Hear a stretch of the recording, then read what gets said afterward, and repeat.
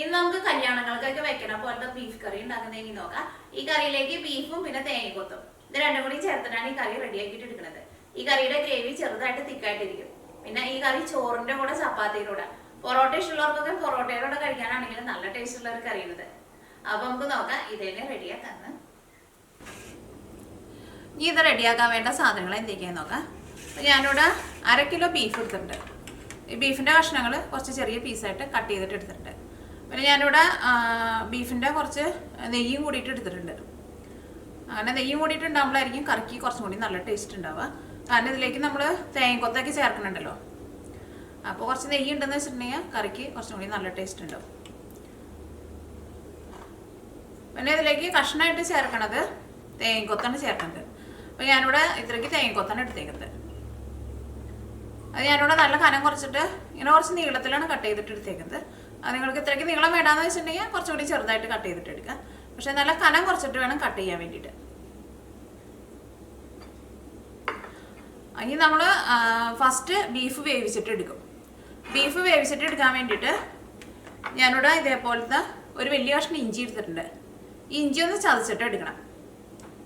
ഈ ഇഞ്ചിയുടെ പകുതി ഈ ബീഫ് നമ്മൾ കുക്കറിലിട്ടിട്ട് വേവിച്ചിട്ട് എടുക്കുമ്പോൾ ചേർക്കണം.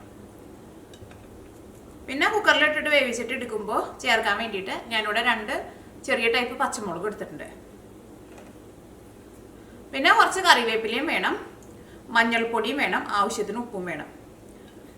പിന്നെ ഇതിലേക്ക് നമ്മൾ ബീഫ് വേവിച്ചിട്ട് എടുക്കുമ്പോൾ മുളക് പൊടിയൊന്നും ചേർക്കണില്ല. ഇത് മസാല ഇടുന്ന സമയത്താണ് മുളകൊക്കെ ചേർക്കുക. അപ്പോൾ മഞ്ഞൾപ്പൊടി ഞാൻ ഇതിലേക്ക് ചേർക്കുമ്പോൾ എന്തോരാണ് ചേർക്കണമെന്നുള്ളത് പറയാം. അപ്പോൾ ഇത്രയ്ക്ക് സാധനങ്ങൾ വെച്ചിട്ട് ഫസ്റ്റ് നമ്മൾ ബീഫ് വേവിച്ചിട്ട് എടുക്കും. ആ ബീഫ് വേവിച്ചിട്ട് എടുക്കുമ്പോൾ അതിൻ്റെ കൂടെ തേങ്ങക്കൊത്തും ചേർക്കും കേട്ടോ. കാരണം തേങ്ങക്കൊത്ത് ഇപ്പോൾ ബീഫിൻ്റെ കൂടെ കിടന്നിട്ട് ഇപ്പോൾ കുറച്ച് കൂടുതൽ സമയം എന്തായാലും തേങ്ങക്കൊത്ത് ഉടഞ്ഞു പോകില്ലല്ലോ. അപ്പോൾ ബീഫിൻ്റെ കൂടെ ഇട്ടിട്ട് തന്നെ തേങ്ങക്കൊത്തും വേവിച്ചിട്ട് എടുക്കുക. അപ്പോൾ തേങ്ങയുടെ ഉള്ളിലേക്കൊക്കെ ആ ബീഫിൻ്റെ ടേസ്റ്റൊക്കെ നന്നായിട്ട് കിട്ടുകയും ചെയ്യും. ഇനി ബീഫും പിന്നെ തേങ്ങക്കൊത്തും കൂടിയിട്ട് കുക്കറിലിട്ടിട്ട് നമ്മൾ വേവിച്ചെടുത്ത് കഴിഞ്ഞിട്ട് ഇതിലേക്കുള്ള മസാല ഉണ്ടാക്കും. അപ്പോൾ മസാല ഉണ്ടാക്കാൻ വേണ്ടിയിട്ട് ഞാനിവിടെ 2 മീഡിയം സവോള എടുത്തിട്ടുണ്ട്. സവോള നമ്മൾ ഈ കറിയിലേക്ക് കുറച്ച് കൂടുതൽ ചേർക്കുന്നുണ്ട്. അത് കുറച്ച് കനം കുറച്ചിട്ട് ഇതേപോലെ ഇങ്ങനെ കട്ട് ചെയ്തിട്ട് എടുത്തിട്ടുണ്ട്. പിന്നെ വെളുത്തുള്ളി വേണം. വെളുത്തുള്ളി ഞാനിവിടെ ഇതേപോലത്തെ വലിയ ടൈപ്പ് ഒരു 8 വലിയ വെളുത്തുള്ളി എടുത്തിട്ടുണ്ട്. പിന്നെ നമ്മുടെ ഇഞ്ചി ചതച്ചിട്ട് എടുക്കുന്ന കാര്യം പറഞ്ഞിട്ടുണ്ടായിരുന്നല്ലേ. അപ്പോൾ പകുതി ഇഞ്ചി ഈ മസാല ഇടുമ്പോൾ അതിലേക്കും ചേർക്കണം. പിന്നെ കറിവേപ്പിലയും വേണം. പിന്നെ ഇതിലേക്ക് മസാലപ്പൊടികളായിട്ട് മഞ്ഞൾപ്പൊടിയും വേണം, മുളകും വേണം, മല്ലിയും വേണം. മുളക് ഞാനിവിടെ മുളകിൻ്റെ പൊടിയായിട്ടല്ല കേട്ടോ ചേർക്കണത്. അത് ഞാനിവിടെ ഇതേപോലത്തെ ഒരു 16 മുളക് എടുത്തിട്ടുണ്ട്. അല്ലെങ്കിൽ മുളക് നിങ്ങളുടെ എരിവിനനുസരിച്ചിട്ട് ചേർക്കാം. പിന്നെ കറിക്ക് കുറച്ചും കൂടി നല്ല കളർ കിട്ടാൻ വേണ്ടിയിട്ട് ഇതേപോലത്തെ ഒരു 4 കാശ്മീരി മുളകും എടുത്തിട്ടുണ്ട്. കാശ്മീരി മുളക് എന്ന് വെച്ചിട്ടുണ്ടെങ്കിൽ നമ്മുടെ നാട്ടിൽ പിരിയമുളക് എന്ന് പറയില്ലേ, ആ മുളക്. ഈ മുളകിന് ഒട്ടും എരിവുണ്ടാവില്ല കേട്ടോ. ഇത് നമ്മൾ കറിക്ക് കളർ കിട്ടാൻ വേണ്ടിയിട്ട് മാത്രമാണ് ഇത് ചേർക്കുന്നത്. അപ്പോൾ ഇതിപ്പോൾ നിങ്ങൾക്ക് അങ്ങനെ നിങ്ങളുടെ അടുത്ത് ഉണ്ടെങ്കിൽ ചേർക്കാം. അപ്പോൾ നല്ല കളർ കിട്ടും. അപ്പോൾ അത് ഇല്ലെങ്കിൽ ചേർത്തില്ലെങ്കിലും കുഴപ്പമില്ല. പിന്നെ ഞാനിവിടെ മുഴുവനായിട്ടുള്ള മല്ലി എടുത്തിട്ടുണ്ട്. പിന്നെ മസാലപ്പൊടികളായിട്ട് നമ്മൾ പെരിഞ്ചീരകം മാത്രമേ ചേർക്കണുള്ളൂ. അപ്പോൾ ഈ മല്ലിയും പെരിഞ്ചീരകവും ഞാൻ ചേർക്കണ സമയത്ത് പറയാം. അപ്പോൾ നമ്മൾ എന്താ ചെയ്യാന്ന് വെച്ചിട്ടുണ്ടെങ്കിൽ ഈ മല്ലി മുഴുവനായിട്ട് നമുക്ക് കറിയിലേക്ക് ചേർക്കാൻ പറ്റില്ലല്ലോ. അപ്പോൾ ഈ ഉണക്കമുളകും മല്ലിയും പെരിഞ്ചീരകവും ഇത് 3ഉം കൂടിയിട്ട് നന്നായിട്ടൊന്ന് ചൂടാക്കും. ചൂടാക്കി കഴിഞ്ഞിട്ട് നല്ല ഫ്രഷ് ആയിട്ട് തന്നെ പൊടിച്ചിട്ടെടുക്കും. അപ്പോൾ നമ്മുടെ കറിക്ക് നല്ല ടേസ്റ്റ് നല്ല മണമൊക്കെ ഉണ്ടാവും. അപ്പോൾ പൊടിയായിട്ട് ചേർക്കണ്ട. ഇതേപോലെ ഇപ്പോൾ കടകളിലേക്ക് ആയിരുന്നാലും നമുക്ക് എല്ലാവർക്കും വാങ്ങാൻ വേണ്ടിയിട്ട് കിട്ടുമല്ലോ ഇങ്ങനെ മുഴുവനായിട്ടുള്ള മല്ലി, അതേപോലെ പെരിഞ്ചീരകം, പിന്നെ ഉണക്കമുളക്. അപ്പോൾ ഈ 3 കൂട്ടം നന്നായിട്ട് ചൂടാക്കിയിട്ട് പൊടിച്ചിട്ടെടുക്കണം. പിന്നെ ഇതേപോലത്തെ ഒരു വലിയൊരു തക്കാളി എടുത്തിട്ടുണ്ട്. അപ്പോൾ ഇത്രയ്ക്ക് സാധനങ്ങളാണ് ഇത് റെഡിയാക്കാൻ വേണ്ടിയിട്ട് വേണ്ടത്. അപ്പോൾ ഫസ്റ്റ് നമുക്ക് ബീഫ് വേവിച്ചിട്ട് എടുക്കുക. അപ്പോൾ ഇഞ്ചി ഞാനൊന്ന് ചതച്ചിട്ട് എടുക്കട്ടെ കേട്ടോ. അപ്പോൾ ബീഫ് വേവിച്ചെടുക്കാൻ വേണ്ടിയിട്ട് ഒരു കുക്കർ എടുക്കുക. ഇതിലേക്ക് 1/2 കിലോ ബീഫ് ചേർക്കുക. ഇഞ്ചി ഞാനിവിടെ ചതച്ചെടുത്തിട്ടുണ്ട്. അപ്പോൾ അതിൽ നിന്ന് പകുതി ഇതിലേക്ക് ചേർക്കുന്നുണ്ട്. പിന്നെ കറിവേപ്പിലയും ചേർക്കാം.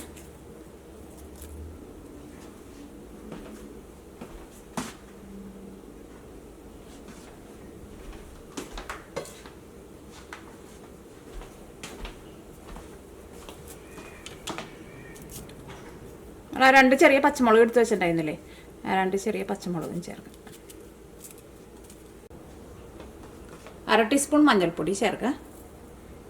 ഇതിലേക്ക് ആവശ്യത്തിന് ഉപ്പ് ചേർക്കാം. തേങ്ങക്കൊത്തും ചേർക്കാം. കാരണം ഈ കറിക്ക് കുറച്ച് ചാറ് വേണമല്ലോ, അപ്പോൾ വെള്ളം ചേർക്കാം. 3/4 ഗ്ലാസ്സും കൂടി ചേർക്കാം. അപ്പോൾ ഞാനിതിലേക്ക് ഒരു 1.25 ഗ്ലാസ് വെള്ളം ചേർത്തിട്ടുണ്ട്. കാരണം ഈ കറി നമ്മൾ കുറച്ച് ചാറിലാണല്ലോ എടുക്കുന്നത്, അപ്പോൾ കുറച്ച് വെള്ളം ചേർത്തിട്ട് തന്നെ ബീഫ് വേവിച്ചിട്ട് എടുക്കുക. ഇതെല്ലാം കൂടിയിട്ടൊന്ന് മിക്സ് ചെയ്യാം.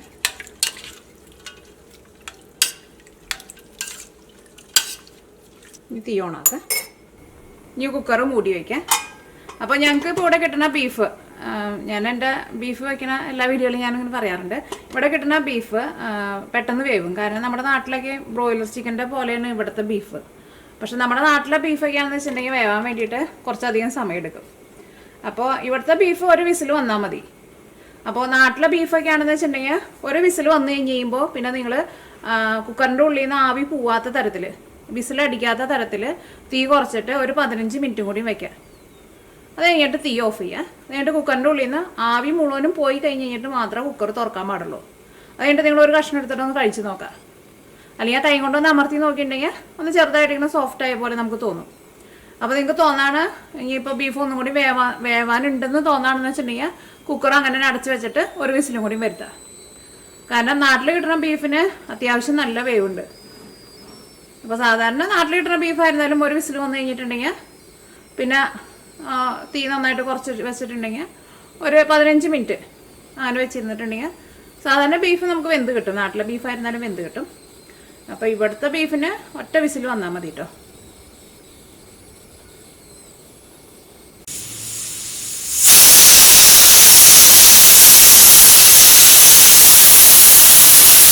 കുക്കറിൽ നിന്ന് ഒരു വിസിൽ വന്നിട്ടുണ്ട്. ഞാനിവിടെ തീ ഓഫ് ചെയ്യാൻ വേണ്ടിയിട്ട് പോകട്ടെ.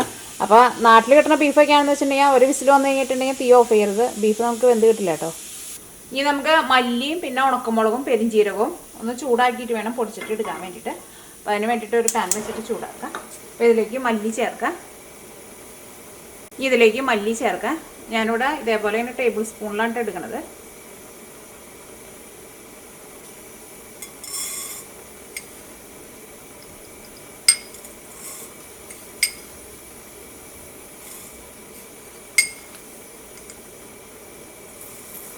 ഞാനിവിടെ 4 ടേബിൾ സ്പൂൺ മല്ലി ചേർത്തിട്ടുണ്ട്. ഈ പതുക്കെ ഒന്ന് കുറച്ച് വയ്ക്കാം. ഇതിലേക്ക് പെരിഞ്ചീരകം ചേർക്കാം.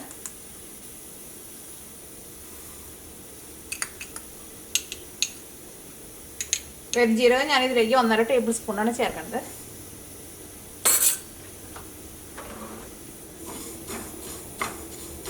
ഇതിലേക്ക് ഉണക്കമുളകും ചേർക്കണം.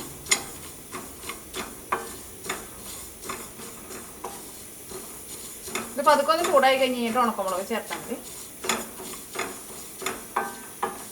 മല്ലി കരിഞ്ഞ് പോരുത് കേട്ടോ. അല്ലെങ്കിൽ നിങ്ങൾ ഫസ്റ്റ് ഈ പെരിഞ്ചീരകവും മല്ലിയും കൂടിയിട്ട് ചൂടാക്കിയിട്ട് മാറ്റി വയ്ക്കാം. അത് കഴിഞ്ഞിട്ട് ഉണക്കമുളക് ചേർത്താലും മതി. അങ്ങനെ ഉണക്കമുളക് ഇട്ട് കഴിഞ്ഞിട്ടുണ്ടെങ്കിൽ പിന്നെ നമുക്കിത് ഇളക്കാൻ വേണ്ടിയിട്ട് കുറച്ച് പാടായിരിക്കും.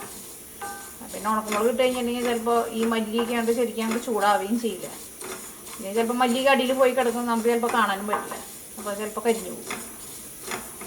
ഇത് ചെറുതായിട്ടൊരു കളർ മാറി തുടങ്ങിയിട്ടുണ്ട്. ഞാൻ ഇതിലേക്ക് ഉണക്കമുളകും ചേർക്കാണ്.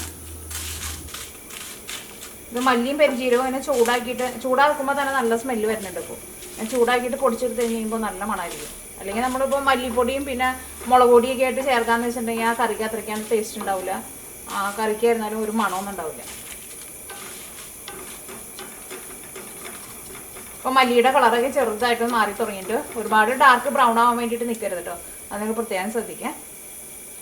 ഉണക്കമുളകായിരുന്നാലും ഒന്ന് ചൂടായി വരണുള്ളൂ, പക്ഷെ അത് കുഴപ്പമില്ല. ഇത് രണ്ടും നന്നായിട്ട് ചൂടായിട്ടുണ്ട്, നല്ല മണം വരുന്നുണ്ട്. ഈ തീ ഓഫ് ചെയ്ത് കഴിഞ്ഞിട്ടുണ്ടെങ്കിൽ പിന്നെ നിങ്ങൾ ഈ പാനിൽ തന്നെ വയ്ക്കരുത് കേട്ടോ. കാരണം ഈ പാനിൻ്റെ ചൂട് കൊണ്ട് ഈ പെരിഞ്ചീരകമൊക്കെ ആണ്ട് പെട്ടെന്ന് കരിഞ്ഞു പോകും. ഇനി ഇത് മിക്സിയിൽ ഇട്ടിട്ട് പൊടിച്ചിട്ടിടുക. മിക്സിയുടെ ജാറിലേക്ക് ഇടാം.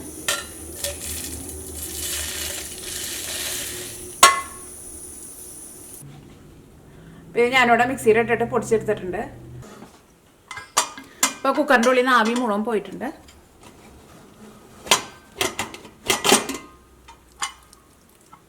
ഇപ്പോൾ ഇതിനകത്ത് ബീഫൊക്കെ വെന്തിട്ടുണ്ട് കേട്ടോ.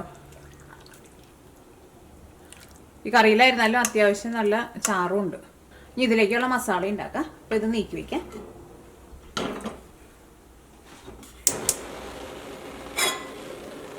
അതിന് വേണ്ടിയിട്ട് വേറെ പാൻ വെച്ചിട്ട് ചൂടാക്കാം.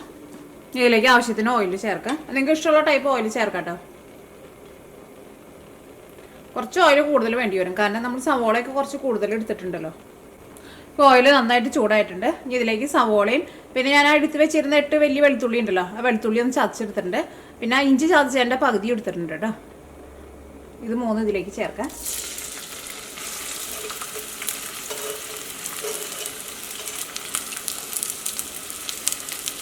കറിവേപ്പിലയും ചേർക്കാം. ഈ സവോളയൊക്കെ നന്നായിട്ടൊന്ന് വഴന്ന് വരണം.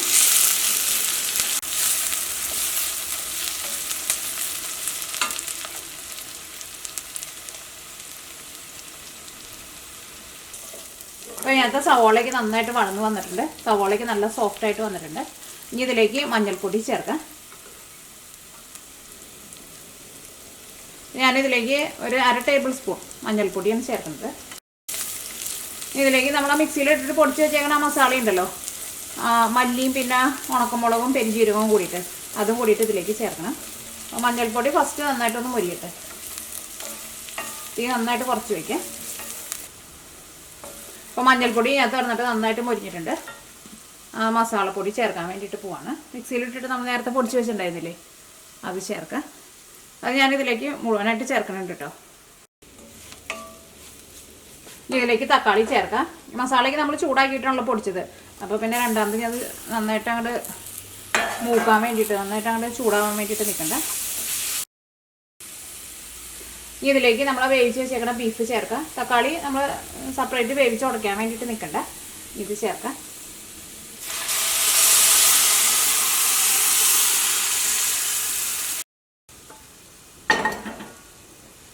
ഇനി തീ കൂട്ടി വയ്ക്കുക.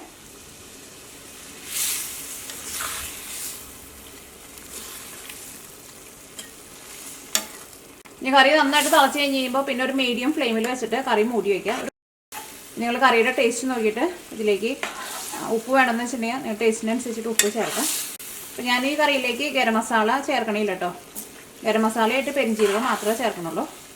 ഈ കറിയുടെ ടേസ്റ്റ് നോക്കട്ടെ. കറിയിൽ ഉപ്പ് കുറവുണ്ട്, ഉപ്പ് ചേർക്കാം.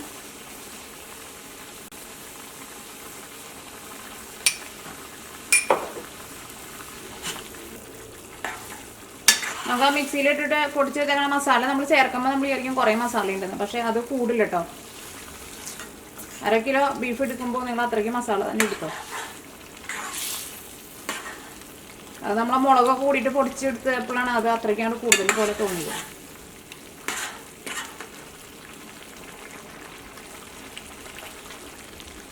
ഇപ്പോൾ കറിയിൽ ഉപ്പൊക്കെ നല്ല കറക്റ്റ് ഭാഗമായിട്ട് വന്നിട്ടുണ്ട്. കറിക്ക് അത്യാവശ്യം നല്ല എരിവുണ്ട്. ഇപ്പോൾ കറി നന്നായിട്ട് തിളച്ചിട്ടുണ്ടല്ലോ.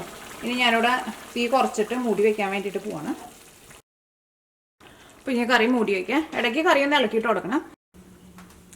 ഇപ്പോൾ കറി ഞാനിവിടെ ഒരു മീഡിയം ഫ്ലെയിമിൽ 15 മിനിറ്റ് ഒന്ന് മൂടി വെച്ചിട്ടുണ്ടായിരുന്നു കേട്ടോ.